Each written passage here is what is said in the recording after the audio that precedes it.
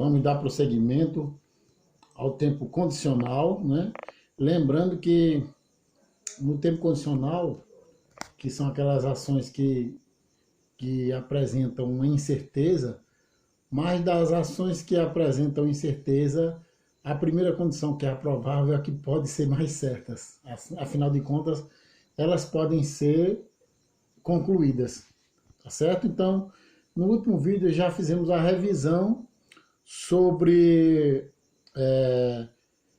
o futuro com will. E hoje a gente vai precisar fazer a revisão sobre o Simple Present Tense.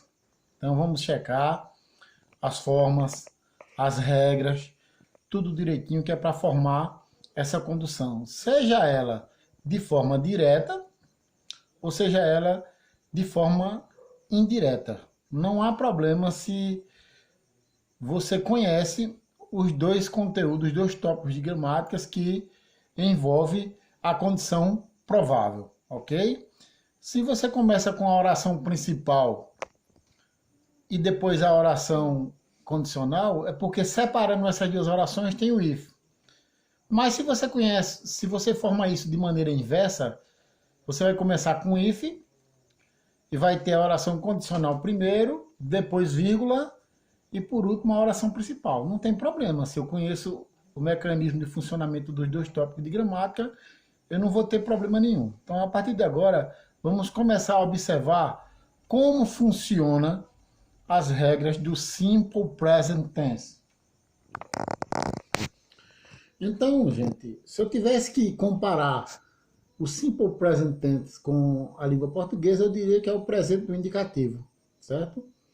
Que é aquele tempo verbal que serve para falar das ações de cotidiano, das ações que são certas. Então, o presente do indicativo, na língua portuguesa, em inglês é chamado de Simple Present Tense. E aí eu vou trabalhar esse assunto de acordo com a forma que eu estou aplicando.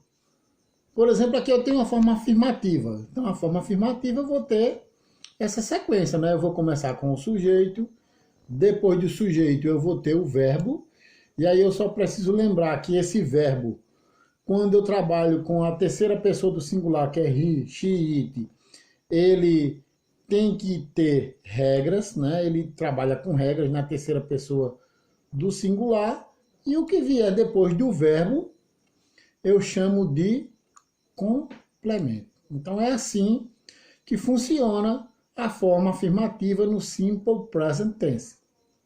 Ok? Já na forma interrogativa, eu passo a trabalhar inicialmente com o auxiliar, ok?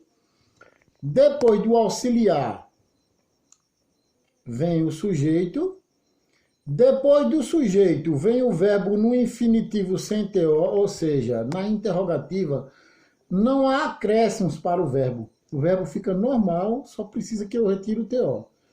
E finalizando, eu vou ter o complemento. Agora eu queria falar aqui para vocês sobre esse auxiliar. No presente, nós temos dois auxiliares. Tá? Eles servem para fazer essas perguntas, não precisam ser traduzidos, mas são necessários no funcionamento dessa sentença, que são os auxiliares do e does. Do para os pronomes I, you, we e they. E das para os pronomes he, she e it, ok? Então é assim que funciona a forma interrogativa. O importante é você lembrar do uso do auxiliar no começo e que o verbo não vai ter acréscimo. A negativa, ela também vai ter essa sistemática. Ela vai começar com o sujeito, depois do sujeito ela vai ter o auxiliar, que é o do ou das. Isso vai depender do sujeito, né? Depois a gente tem a partícula de negação, que é o not. Na sequência vamos ter o verbo no infinitivo sem TO.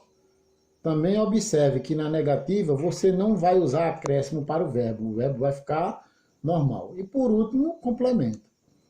É para que não ficasse dúvida daqui que regras são essas que eu tenho que usar aqui, ó, na terceira pessoa do singular, eu trouxe para vocês aqui um breve resumo sobre essas regras, tá?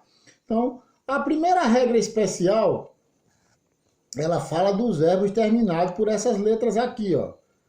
Tá? Quando você pegar um verbo auxiliar terminados em SS, SH, CH, OX ou Z, é porque na terceira pessoa do singular, que isso é na construção da afirmativa, o verbo vai receber ES.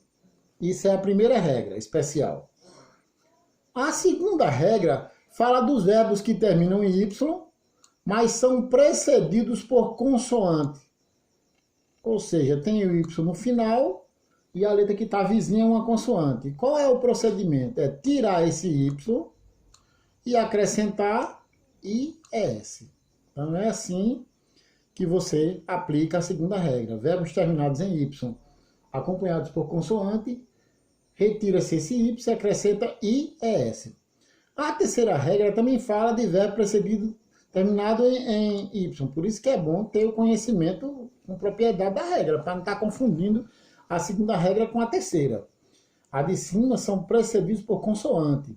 Aqui não, aqui são precedidos por vogal. Então, nesse caso aqui, você não vai fazer retirada, não vai substituir nada. A única coisa que você vai fazer é pegar e acrescentar S na terceira pessoa do singular. Lembrando que essas regras, elas vão servir só para sentenças afirmativas, porque as interrogativas e negativas, você vai ter o verbo no infinitivo sem o TO. Verbo normal, sem fazer acréscimo, né?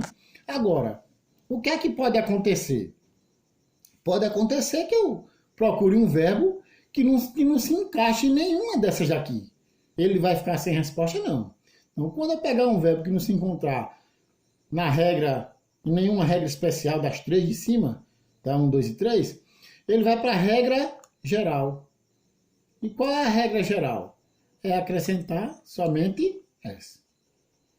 Bem, revisada a estrutura de simple present, de afirmativo, interrogativo e negativo, e dando uma breve repassada nessas regras, né? É só relembrar uma coisa, que no caso do verbo have, esse verbo é diferente.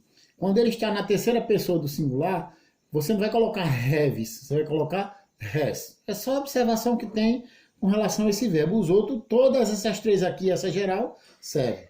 Então, agora a gente já pode fazer uma estrutura utilizando o tempo condicional na primeira condição, que é a condição provável. Então, ele está dizendo aqui, ó, eu passarei se eu estudar.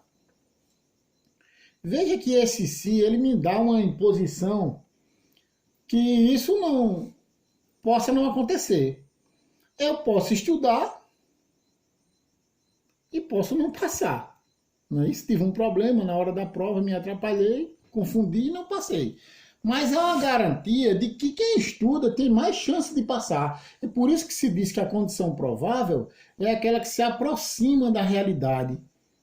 Essa condição aí me dá a oportunidade que a ação seja praticada de fato. Então eu coloquei aqui um exemplo, eu passarei se eu estudar. Logo eu vou perceber aqui que isso aqui está na forma direta, né? Porque na forma direta, a forma direta vai ter futuro com o will e depois vai ter o simple present. Então eu passarei se eu estudar. Revisando o futuro com o will, você sabe que a partícula will vai colocar o verbo no futuro, mas sem acréscimo nenhum. Então quando o cara diz assim, eu passarei, ó, I will pass. I will pass. Eu passarei.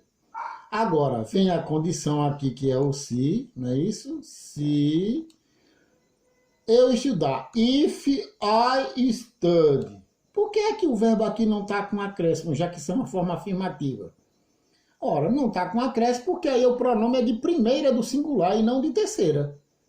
Se o pronome fosse de terceira, esse study aí ia desaparecer o Y e se colocaria IES. Mas como aí é um pronome de primeira do singular, não há necessidade. A regra, essas três regras especiais do Simple Present, que vocês acabaram de ver, tem referência só com a terceira pessoa do singular e não com outra pessoa gramatical. Bem, isso aqui é na forma direta. Mas se eu quiser fazer da forma inversa, no processo indireto, aí eu fiz isso aqui. Eu comecei com if e coloquei o Simple Present para cá. If I study, se eu estudar, Aí, I will pass, eu passarei. Agora aqui é bom que você observe que na ligação de uma oração para outra, eu coloquei o quê? A vírgula. Isso é necessário. Olha, eu posso até ter sentenças que não apareça o if, mas eu não posso ter uma sentença que está no processo indireto que se apresente sem ter a vírgula. Então, só retornando aqui para essa tabela que eu coloquei lá no começo, você vai perceber, ó. Veja que a preferência dos autores é exatamente com relação a isso aqui. E eu estou retornando a tabela só para mostrar que lá eu falei de forma afirmativa, mas você pode ter sentença negativa, como aqui, ó. Você pode ter sentença que funcione de outra forma, sentença interrogativa, como está nesse daqui, ó, ok? Mas é mais comum aparecer sentenças na afirmativa, mas como eu repassei as regras direto para vocês, vocês percebam o seguinte, que a preferência é de afirmativa, mas aqui na tabela você tem afirmativa, negativa, interrogativa, percebeu isso aqui?